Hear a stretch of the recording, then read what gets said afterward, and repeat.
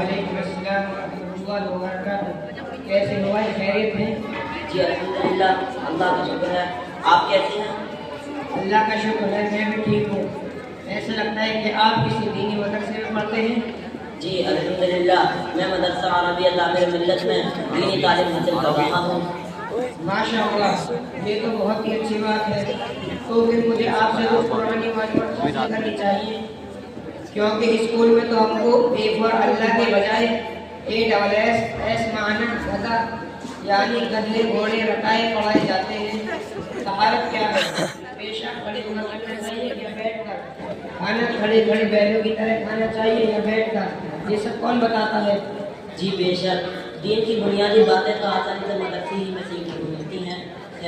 جو کچھ بھی مجھے اللہ کے قدر سے معلوم ہوگا انشاءاللہ آپ کو بتانے کی کوشش کروں گا۔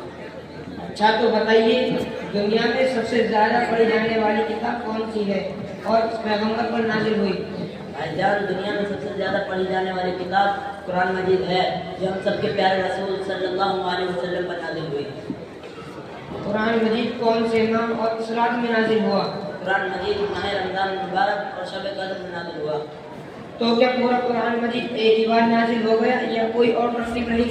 قرآن کریم لوح محفوظ سے آسمان دنیا پر یک بار ہی نازل ہوا شب قدر میں، اور پھر تھوڑا تھوڑا کر کے جیسے جیسے ضرورت پڑتی گئی نازل ہوتا رہا۔ اس طرح 23,000 میں پورا قرآن مجید نازل ہوا۔ نزول کے اعتبار سے سب سے پہلی آیت اور سب سے آخری آیت کون سی ہے؟